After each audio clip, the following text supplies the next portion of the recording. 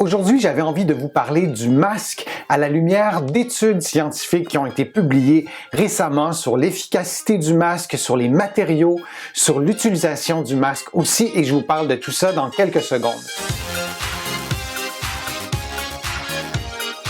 Je suis Denis Fortier. Si vous êtes nouveau ici sur ma chaîne YouTube, je vous conseille de vous abonner en cliquant sur le coin inférieur droit de l'écran. Je vous invite aussi à vous abonner gratuitement à mon infolettre en visitant mon site web, le www.denisfortier.ca. Vous allez pouvoir prendre un rendez-vous en ligne. Je donne des téléconsultations et vous allez aussi pouvoir contribuer à mes plateformes, ce qui me permet de vous proposer de plus en plus de contenu gratuit.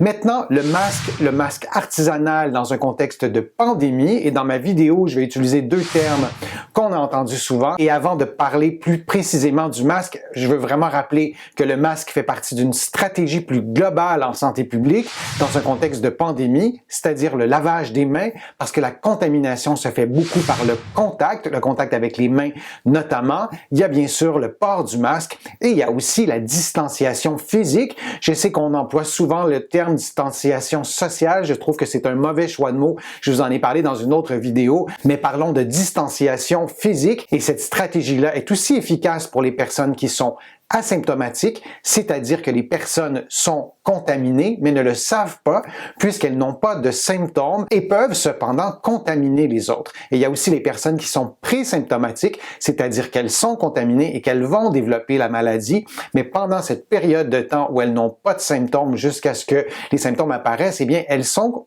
contagieuses, elles peuvent contaminer d'autres personnes et souvent elles ne le savent pas. Lorsqu'on parle, et particulièrement lorsqu'on parle fort ou lorsqu'on rit, lorsqu'on crie, lorsqu'on chante, etc., lorsque le débit de la voix augmente, on émet deux choses. On émet des aérosols et on émet des gouttelettes. Les aérosols ont un diamètre de moins de 5 microns et les gouttelettes ont un diamètre de 5 microns et plus, et le port du masque est intéressant pour bloquer le passage de ces aérosols-là et de ces gouttelettes-là, et que tout ça se répande dans votre environnement immédiat et risque de contaminer les personnes qui sont autour de vous. La capacité de filtration d'un masque artisanal, évidemment, va dépendre de plusieurs facteurs, de sa conception, du nombre de couches, des tissus employés, etc. Il y a une étude qui a été réalisée et qui démontre que la capacité de filtration d'un masque artisanal varie entre 43 et 94%. C'est une grande différence d'un type de masque à l'autre. Et si on le compare avec un masque chirurgical, un masque comme ça ici qu'on va porter durant une chirurgie, c'est-à-dire que le personnel soignant va porter durant une chirurgie pour éviter de contaminer l'espace dans lequel on fait cette chirurgie-là, on va porter ces masques-là et la capacité de filtration atteint 95% et parfois beaucoup plus, et tout ça dans un contexte où le masque est bien mis, et il y a donc une grande différence dans la capacité de filtration du masque artisanal ou du masque chirurgical, mais par contre, il y a une capacité de filtration, même si elle n'est pas optimale, et lorsqu'une grande proportion de la population porte le masque artisanal, on a un effet et idéalement, on essaie de maximiser la capacité de filtration. Je vais vous en parler aussi dans les prochaines minutes. L'efficacité du masque artisanal change selon le contexte dans lequel on le porte, et ça, on y pense un peu moins souvent. Il y a une étude récente qui nous rappelle cet aspect-là du masque. Et ces chercheurs-là, ce qu'ils ont fait, ils ont fait porter le masque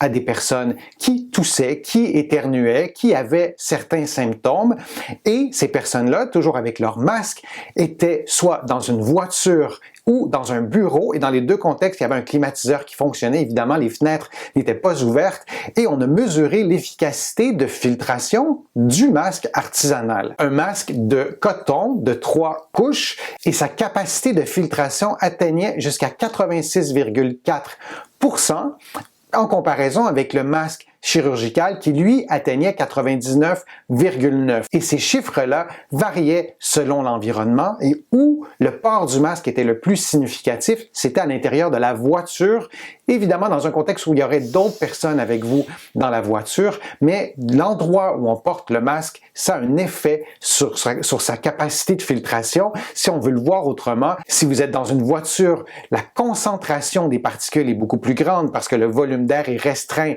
comparativement comparativement à un bureau, par exemple. On pourrait aussi suivre la même logique dans un avion où le volume d'air est quand même limité, bien que l'air soit filtré, mais lorsque vous portez un masque, plus vous êtes dans un endroit où l'air ne circule pas, plus le masque est efficace. Au-delà de la capacité d'un masque à filtrer, il y a des chercheurs coréens qui nous rappellent 3 règles vraiment fondamentales à suivre pour que votre masque soit le plus efficace possible. D'abord, c'est son étanchéité. Lorsque vous le portez, lorsque vous le placez, vous devez vous assurer que le masque est le plus étanche possible, qu'il épouse le plus possible votre physionomie, votre morphologie et le choix du masque, aussi le choix de la forme du masque est à cet égard-là vraiment très important. Et il y a un autre élément que ces chercheurs-là nous rappellent, votre masque doit demeurer sec en tout temps. Lorsque votre masque est humide, il est saturé. Donc, lorsque vous allez parler, les gouttelettes, les aérosols qui se sont accumulés sur votre masque vont à leur tour être expulsés. Donc, il n'y a plus d'utilité de porter un masque à ce moment-là. On doit le changer. Et toujours les mêmes chercheurs nous rappellent, et on l'a dit, on l'a lu aussi ailleurs, je vous en ai déjà parlé, qu'après 4 heures, vous devez changer de masque. Donc, c'est important d'avoir plusieurs masques artisanaux pour pouvoir les changer aux 4 heures. Il y a une autre étude aussi qui a été faite sur des masques et on a comparé la capacité du masque à absorber une certaine quantité de liquide. Ce sont des masques chirurgicaux et des masques qui s'apparentent au N95. Il y a d'autres façons de nommer ces masques-là d'un endroit à l'autre dans la francophonie.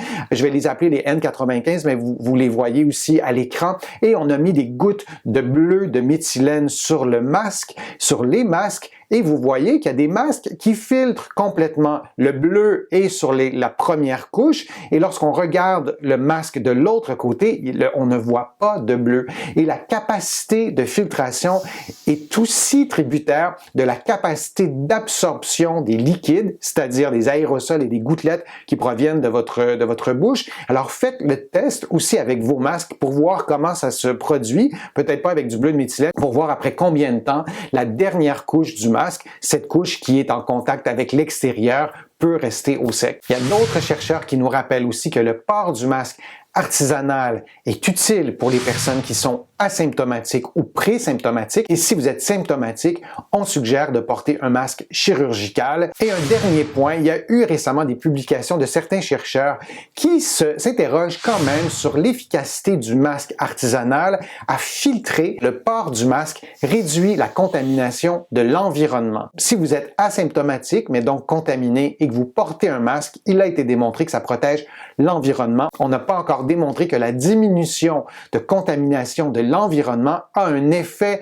sur le risque de contracter la COVID-19. Il y a donc beaucoup d'études qui ont été publiées récemment, je vous en ai présenté quelques-unes. Il y a aussi beaucoup d'études en cours qui vont nous aider à mieux comprendre l'efficacité du masque, comment l'utiliser, quels matériaux choisir, etc. Je pense que le masque est là encore pour un petit bout de temps dans nos vies, aussi bien être bien renseigné, le porter adéquatement et contribuer vraiment au combat contre cette pandémie. J'espère que ma vidéo vous a été utile, j'espère que les informations étaient claires. Si c'est le cas, je vous invite vraiment à la partager sur vos réseaux sociaux, à cliquer j'aime, vous savez, ça me donne plus de visibilité, ça m'aide aussi à développer de nouveaux contenus.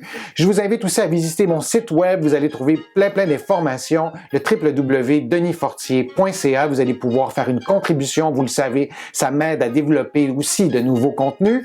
Il y a beaucoup d'informations, vous allez trouver aussi dans mes livres qui sont disponibles partout au Canada, en librairie et sur le web.